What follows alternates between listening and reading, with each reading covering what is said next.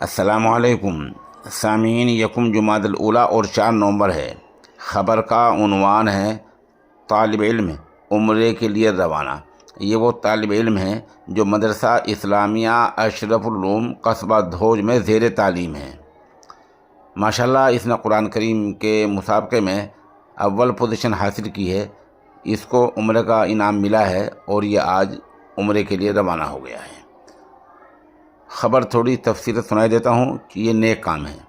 جیسا کہ آپ سبھی حضرات کو معلوم ہے کہ مدرسہ اسلامیہ اشرف العلوم میوات کا ایک مشہور و معروف اور معیاری ادارہ ہے، جہاں کے طلباء مختلف مسابقات میں حصہ لیتے رہتے ہیں، اور الحمدللہ اب تک مدرسہ ہذا کے طلباء عزیز تقریباً 22 آل انڈیا حفظ القرآن اور صوبائی سطح کے کمپٹیشن جیت چکے ہیں۔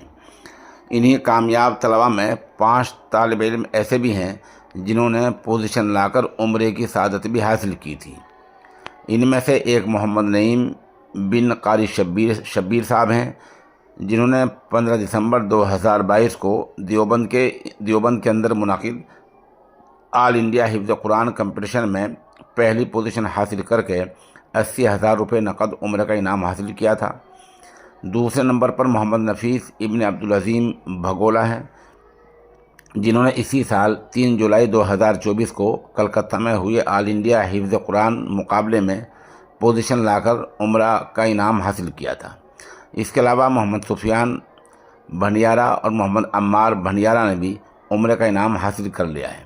لیکن سب سے بڑی خوشی کی بات یہ ہے الحمدللہ 4 نومبر نے آج پیر کے دن محمد نعیم پیسر قاری شبیر احمد صاحب اور محمد نفیس پیسر عبدالعظیم صاحب بھگولا، یہ دونوں طلباء اپنے استاد محترم جناب قاری شبیر احمد امینی کی معیت میں عمرے کے لیے روانہ ہو رہے ہیں۔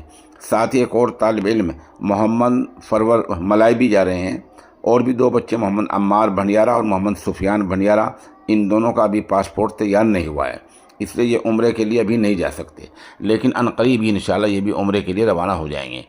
ہم اللہ سے دعا گو ہیں کہ اللہ تعالیٰ ان کے اس مبارک سفر کو بہت ہی خوشگوار بنائیں اور ہر طرح کی مشکلات سے حفاظت فرمائیں، آمین یا رب العالمین، اور اس ادارے کو دن دوگنی رات چوگنی ترقی عطا فرمائیں۔ چند تصاویر پیش خدمت ہیں۔